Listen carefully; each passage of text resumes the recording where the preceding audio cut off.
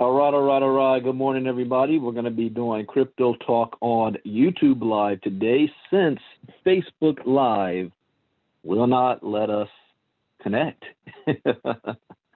Sometimes that happens, and everybody's going to be looking for me on Facebook Live. Good morning, everybody. We're going to be doing Crypto Talk on YouTube. There we go, but I got to make sure we're here. Oh, Jacqueline got it right away. Welcome. Good morning, Jacqueline. Since I am running a little bit late, let me go ahead and get started. First things first is we're going to look at the crypto markets. Oh, I got to pull this up on my other screen so I can see any comments that anybody makes. And as a disclaimer, I am not a licensed financial advisor to be giving financial advice. I read the news, give my opinion, share suggestion, and it is up to you to make an informed, intelligent decision on which direction you want to fall into. Okay, so the crypto market cap right now we're looking at is at 349 billion. It is up 2.7%. That's a big jump over the last 24 hours. Bitcoin had a steep jump, $10,900 per coin, up 2.6% over the last 24 hours. Ethereum's at 2.5. Bitcoin Cash went up 6.8. Polkadot Chainlink, a pretty healthy climb. Let's see who's the best performers.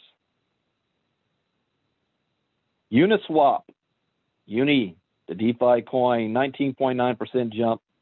REN, Loopring, Balancer, Lend, Nest Protocol, Band Protocol, Compound.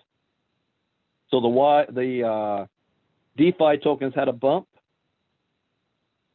Yearn is at 16,000. Good morning to my cousin Marnita. Okay, now the worst performers.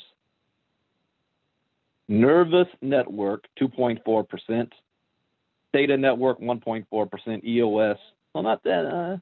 Nobody really had a bad day except Nervous Network. So let's take a look at some news. Billionaire Chamath Palihapitiya says financial chaos would drive Bitcoin to new heights. Venture capitalist and billionaire Chamath Palihapitiya says Bitcoin will drive financial accessibility to billions of people if the global financial system crumbles. The Social Capital CEO and former Facebook executive is one of the largest known Bitcoin holders. In a new interview on CNBC's Squawk Box with Joe Kernan, Palihapitiya explains what he believes it will take for Bitcoin's price and adoption to reach meteoric heights. The last few million coins of Bitcoin are obviously going to cost more energy than the first 18 million. But in the grand scheme of things, again, this is something in Bitcoin parlance. People say, hodl. You buy it, you hold it, you put it away. I agree. Except I've never agreed with that stupid hodl. Sounds like some hobbit form of talking. But hold your coins. But Palihapitiya adds that this is a situation no one should want to happen. And honestly, I think you hope that you never need it because the amount of actual chaos that will drive Bitcoin appreciation is not something you actually really want to see. On the other hand, Palihapitiya remains optimistic about the changes Bitcoin could make on the financial infrastructure. Now, that being said, if it does happen, I think it will create an enormous power redistribution, and it will push power. It will push financial accessibility to the edges, to billions and billions of people. And in that, there is something to be really proud and excited about. Palihapitiya also says inflation will continue regardless of who wins the election in November. The most dominant factor that I see is the combination of Treasury and the Federal Reserve. They have printed so much money that the likelihood is we are going to continue to see asset price inflation independent of who was in the White House. I agree with that as well. Article we read yesterday was talking about if the Democrats win, the economy is going to go down and Bitcoin's going to go up. But I think that's going to be the case no matter who wins. All right, next article up. Top crypto trader explains how he turned handful of Bitcoin into $100,000 with 4,000% returns in 3 weeks. Okay, let me stop right there for 1 second. Whatever this guy says, it is not normal. It especially is not normal for average people. I mean, I'm gonna say this slowly, repeat what he just says here. He turned a handful of Bitcoin. Now, when he says a handful, what is that, 3 or 4? 30 to 40? Oh, well, hey, you know what? Let me think about that. $30,000? And he flipped into it 100K, and yeah, I can see that happening because he's starting off with a lot of resources. But then he says that's a 4,000% return in 3 weeks. Now that 4,000% return, again, that is not something I would see as realistic for most people. You got to know what you're doing. You got to have a plan, and you've got to be consistent in executing that plan. So let's read this. A pseudonymous trader known for transparently posting his trades on Twitter is sharing his secrets on how he quickly turned a small amount of Bitcoin into $100,000. Now, this is a fact. I did turn a small amount of Bitcoin, but my small amount was $30 worth into 6 figures worth, but it took me September, October, November. It took me 4 months to do that. So I did do that, but he's talking about a matter of weeks. In an episode of the Market Meditations podcast hosted by crypto trader Karush, a.k.a. Salsa Tequila, highlights how the power of compounding gains allowed him to become one of the leading traders in the Bybit trading competition. Bybit, yeah, I remember this. The Bybit trading competition. Well, what's going on with my computer? My computer's doing some things here. Well, the camera just turned on all by itself. No, I didn't want to be on camera this morning. All right, here we go. So he was in the Bybit trading competition. The biggest point is that those competitions are not necessarily your typical trading journey. It's oftentimes you have to take big risks relative to a small account. You have to play your cards right.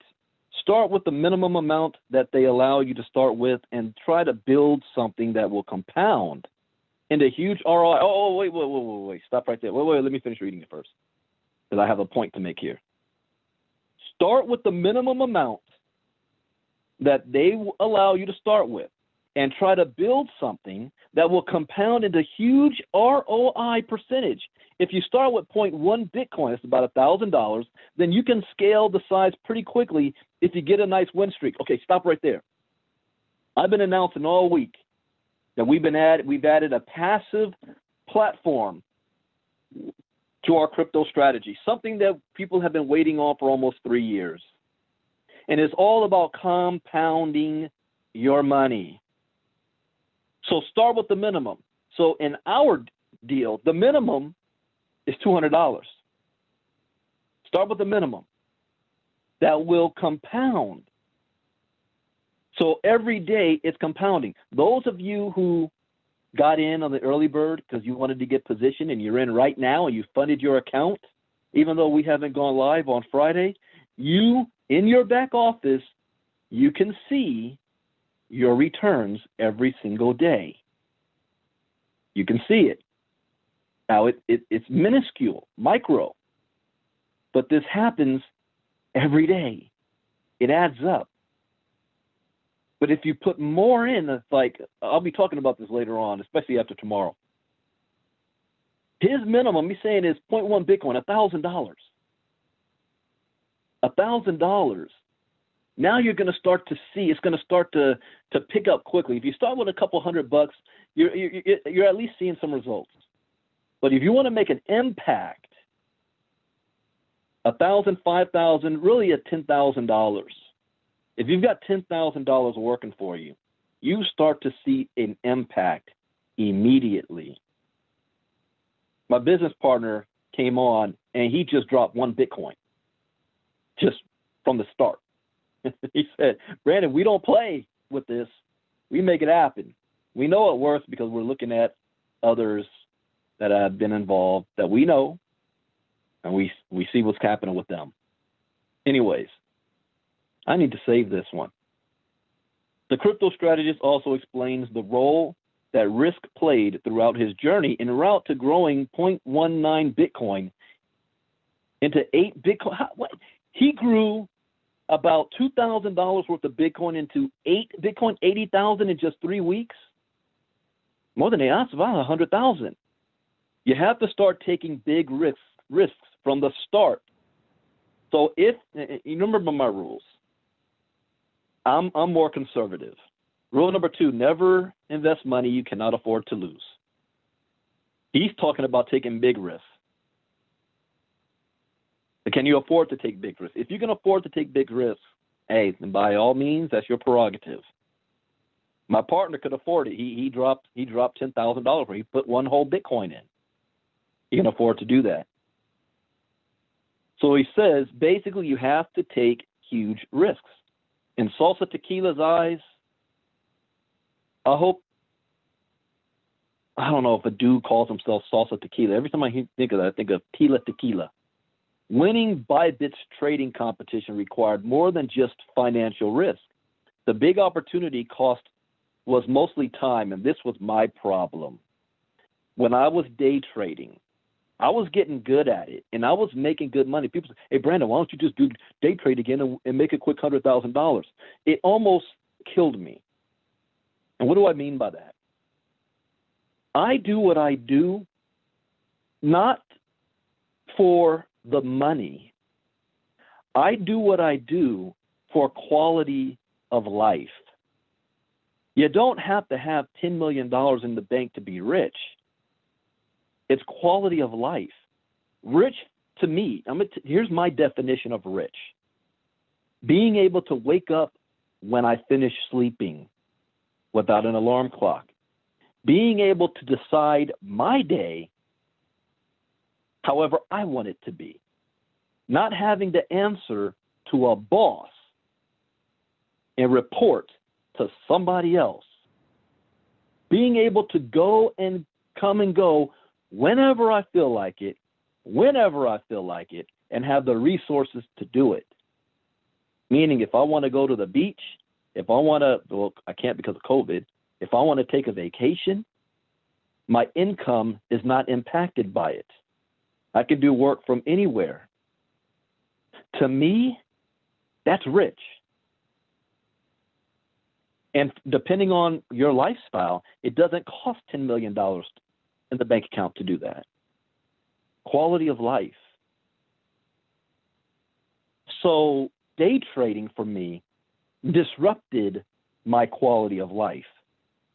24/7, I had my eyeballs on the screen. I was nervous and anxious about, will my trade hit its mark? I would have anxiety and panic attacks when I missed something, or if I went to the freaking bathroom and I didn't take my phone with me. I learned very quickly that is not the type of lifestyle I have. Now, I have partners who love it. They love it. They incorporate it into their lifestyle, and it doesn't impact them. And that's fine. It just didn't impact me the right way. So I had to make adjustments to say, okay, I'm going to still trade, but I'm going to do it in a different way. There's multiple different strategies. That's why I don't do what this guy did. So this is what he says. The risk was not in the money, it was in the time. At the end, though, when I was very close to being the first, that's where the money risk actually came in.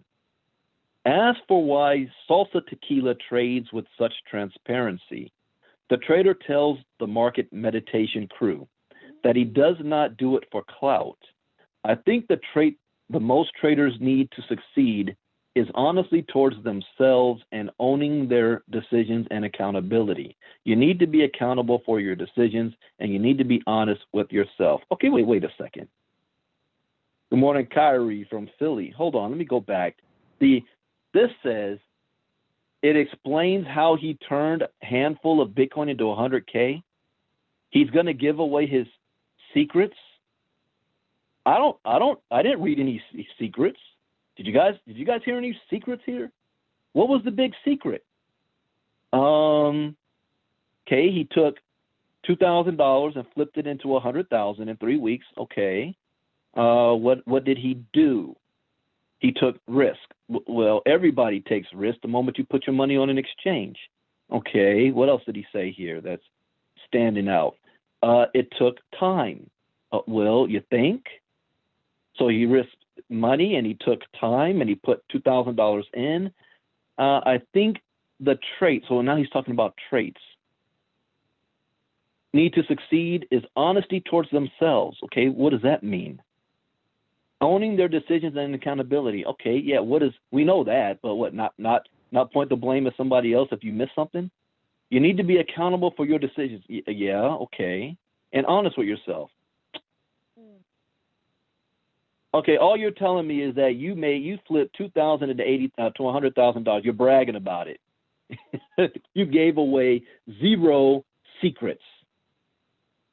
So this is bogus, but this is also a learning thing because it teaches you that it is possible.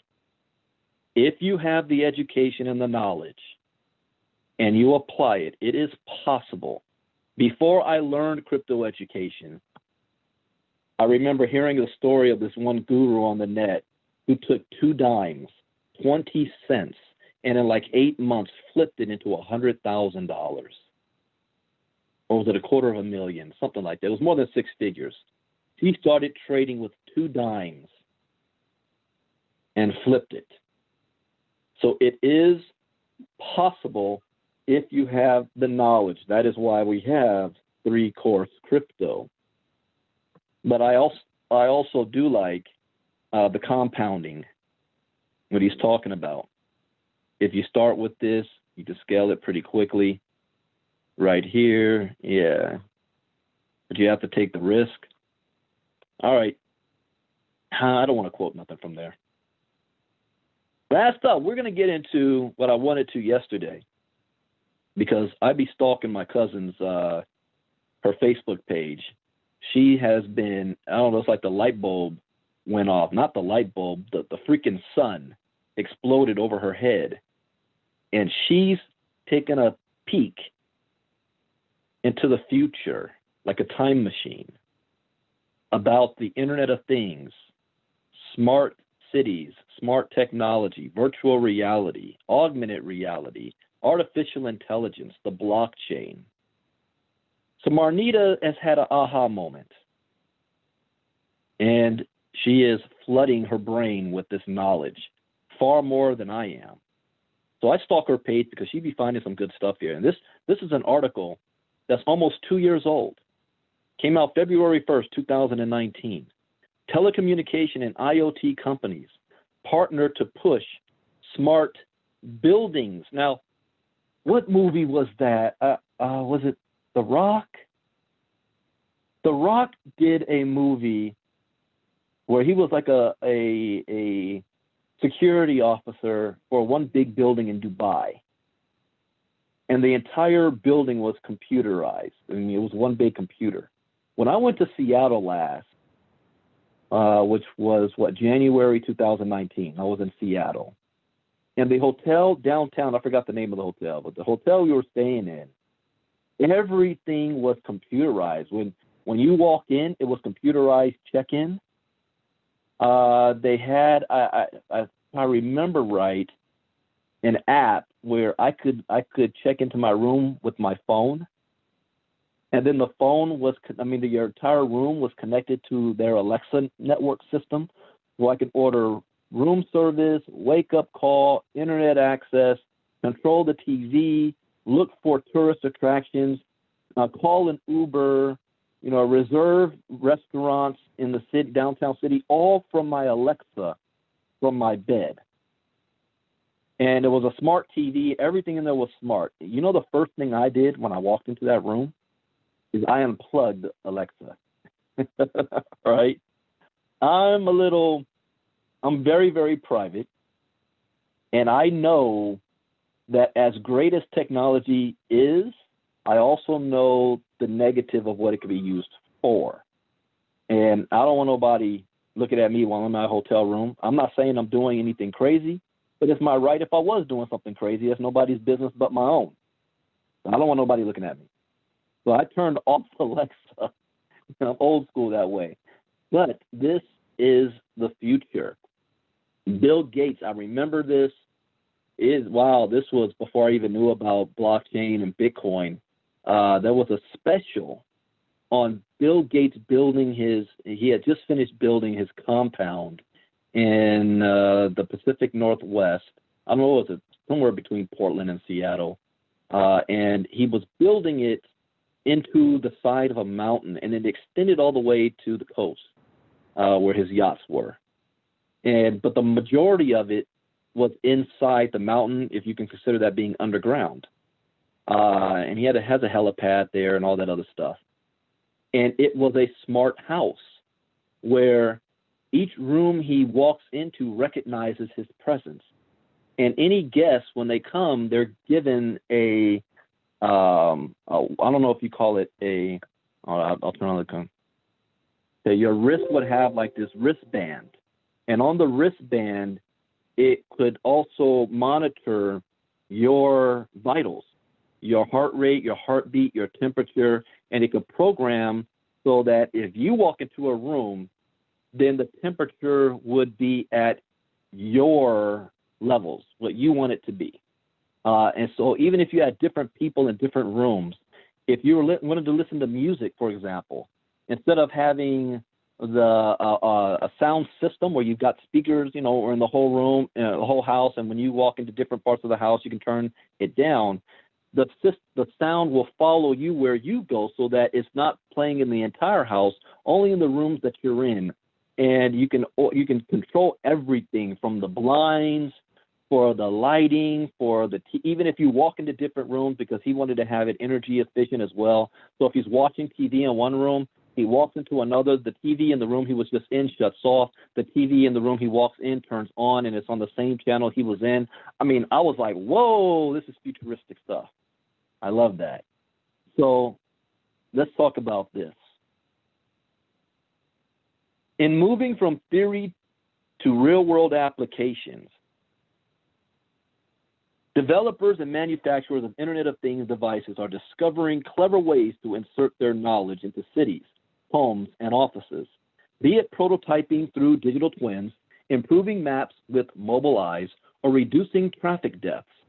New partnerships aim to saturate cities with IoT with the proposed goal of bettering consumers' lives every day.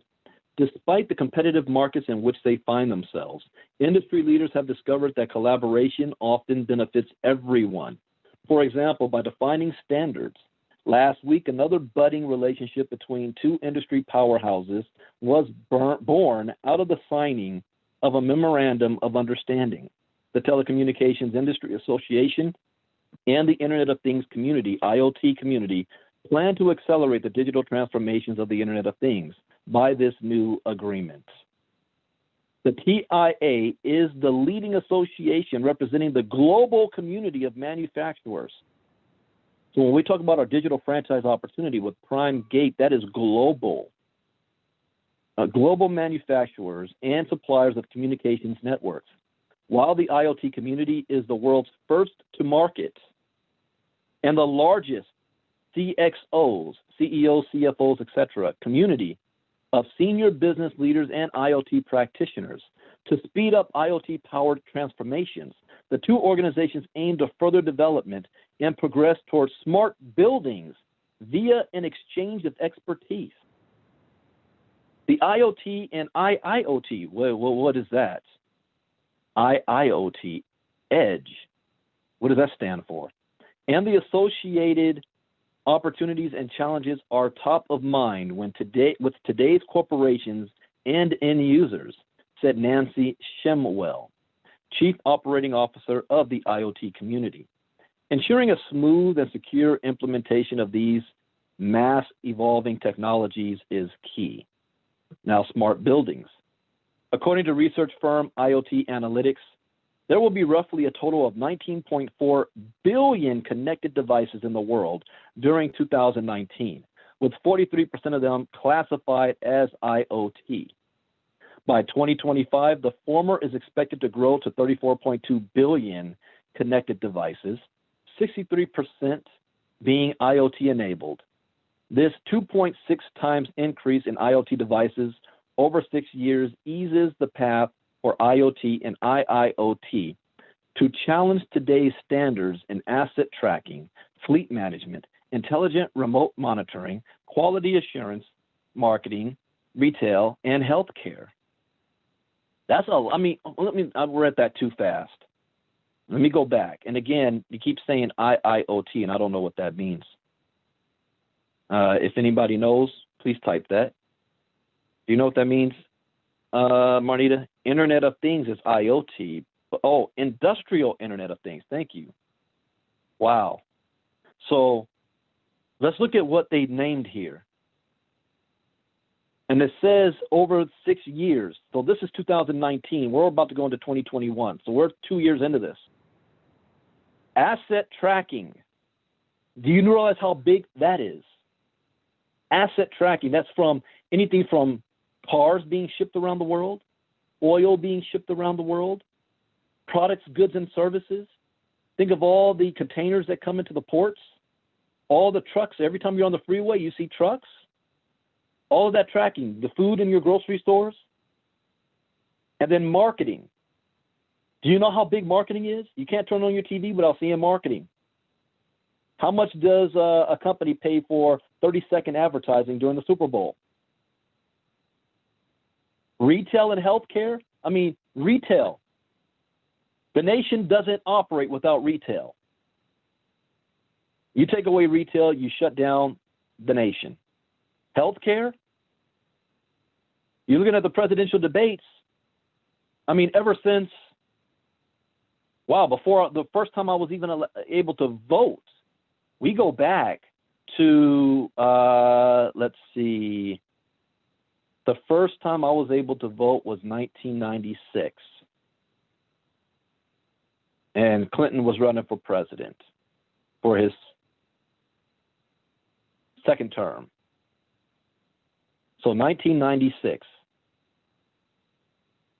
And I remember at that time, one of the big things, because I was still in college.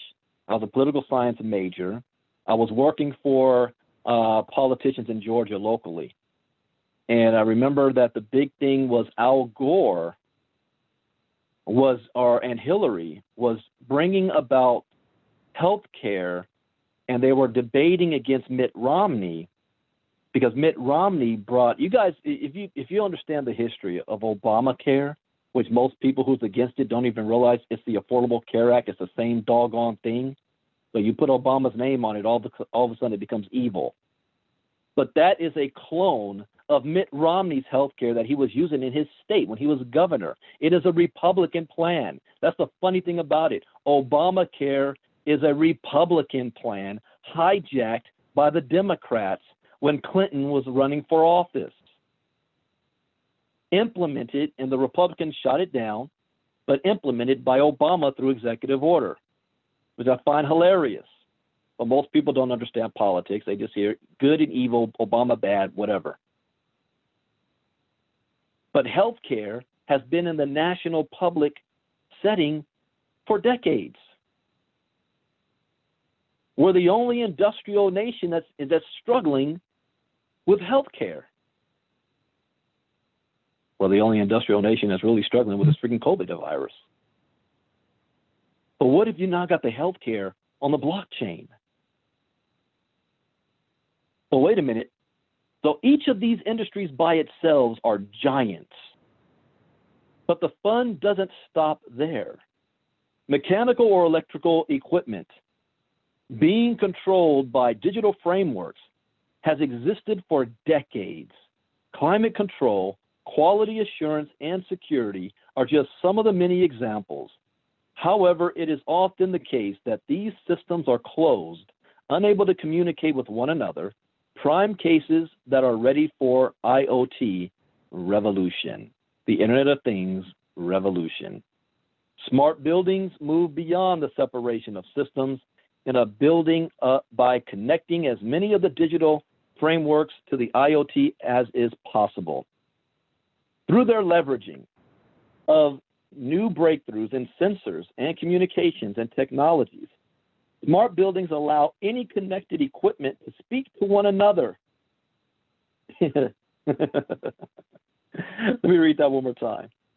You guys want to understand when we talk about the hub devices that's allowing you to mine H&T coins. But the purpose of the device is that over a 10-mile radius, it is collecting data on all Internet of Things devices, allowing them to talk to each other and connect. And look at this here. This is 2019. It says, through their leveraging of new breakthroughs in sensors. Oh, what is that? I don't know, the hub. New breakthrough in sensors and telecommunications technologies. Smart buildings allow any connected equipment to speak to one another and exchange their harvested data. In real time, those data may be analyzed and decided upon through the implementation of central and edge processing. This is my quote for today. Harnessing the power of the IoT. Now that's key here. The IoT is already here. It's been here since the internet was born. But look at the wording here. Harnessing it. How do we harness the power of it? Think of the sun. The sun is the biggest bioluminescent engineering in the galaxy. How do we harness the power of the sun? Solar panels is harnessing the power of the sun. How do we harness the power of IoT? By creating devices that can harness that power. It is essential. That's another key word. It's essential. So when we talk about the digital franchise opportunity, when we talk about devices that's harnessing the power, it is essential for the successful development of smart buildings. So smart buildings, smart cities, none of this can happen unless we harness the power of the IoT. This is why my cousin Marnita has had the sun explode over her head. She gets it. The only thing we must do now is figure out how do we get ourselves positioned. And if one thing doesn't work, we will find another. Right? It's just the bottom line. So it's going to be successful for the development, essential for the successful development of smart buildings and eventually smart cities, said Harry Smink, TIA Senior Vice President of Technology Programs. Connecting Internet of Things, let me make sure so I can come back and I can find this, so I'm quoting that. Connecting Internet of Things, developers like IoT connects devices. Developers like IoT connects devices. Sharing harvested data among competitors promotes the discovery of solutions quicker than any one company can find. So that's why, like, the Helium network is open source.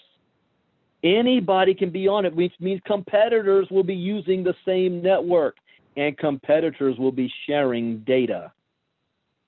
So sharing harvested data among competitors promotes the discovery of solutions quicker than any one company can find those solutions themselves.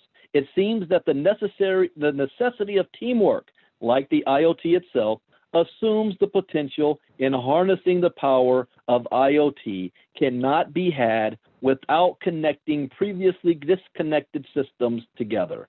However, instead of connecting devices to one another, progress necessitates connection between industry leaders like we've never seen before. This is exactly what we're doing.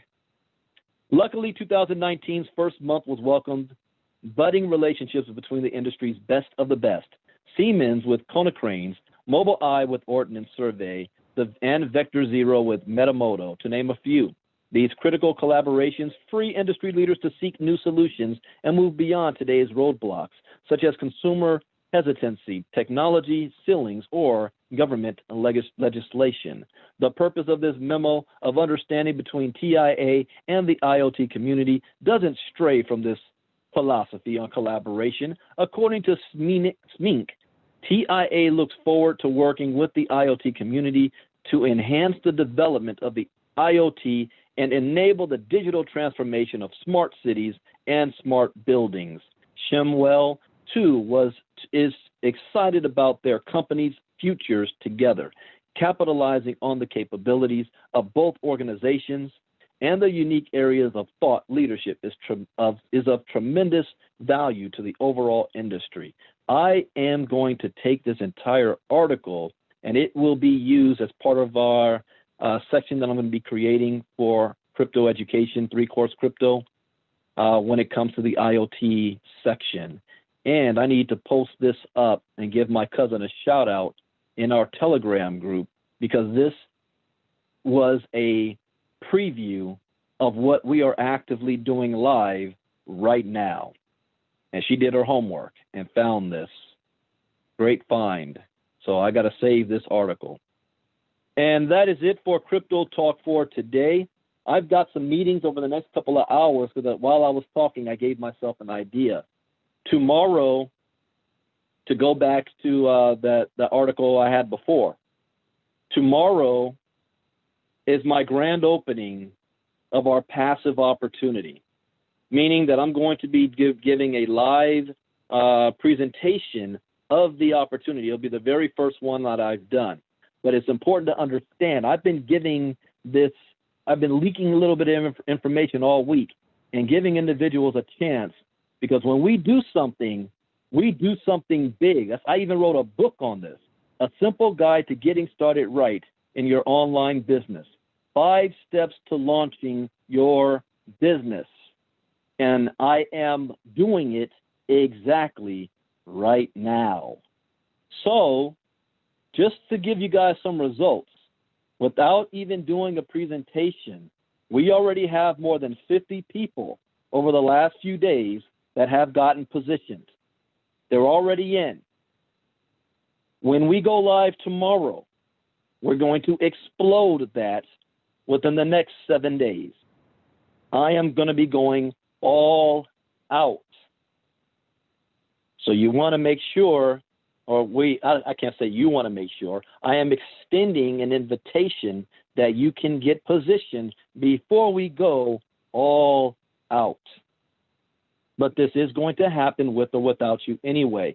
It is time for us to make money. And I'm going to do a special Facebook Live, not on my Facebook page, not in my teachmecrypto.info, but I'm going to be doing it on my team page, Team Crypto Alliance, Crypto Education. I'm going to be doing a Facebook Live sometime this afternoon. I got the gardeners here, so I got to wait for because I like to do this type of stuff in the backyard. So as soon as the gardeners are gone, and I got a couple of meetings this morning, I'm going to be going to the backyard, and I'm going to do it right here. And I'm going to do it again for the last time before we go public. Extend an invitation to our network. These are people that have been in business with us for the last couple of years. You joined us when we were trying to bring KGX off the ground. That's fine. We were trying to bring KGX off the ground. The reason why everybody signed up was they wanted a passive opportunity, and we now have it in place. So this is where I'm going to be doing that later on today. I'll share it to the other groups, but I'm going to be speaking to this community, our crypto community over the past 2 years, a couple of thousand of us. And again, I'm going to give you the option. One way or another, you're going to hear about it, but there's a difference between you getting positioned today and you getting positioned 2 weeks from now. It's a difference of a couple of hundred people. So with that, thank you guys for joining us. I will see, today's Thursday. I will be doing a crypto education presentation tonight on 3Course Crypto at 9 p.m. Eastern. Wait a second. Is there a Laker game tonight? Uh-oh. It's the final. Let me double check. Lakers schedule. If tonight's the final game. Okay, it's tomorrow. Game 5 tomorrow. All right, so yeah, tonight, 9 p.m. Eastern, 6 p.m. Pacific, I will be doing a Teach Me crypto education presentation for 3Course Crypto on teachmecrypto.info. And if Facebook allows, because it did not allow me to go live, which is why I'm on YouTube right now, then I will do it on Facebook Live. And whenever Facebook Live does not allow me to go live, I do it on YouTube. So just be heads up on that. Make sure you hit the thumbs up button and the bell so you're notified if I'm going live on YouTube. But we are about to have an explosion. We're about to put our people back on point, help you guys actually make some freaking money on things that we control. And we're going to have a hell of a run, an explosion over the next couple of months. So we're inviting you for the ride. Thank you for being here. Bitcoin Brandon out. God bless. Have a great day.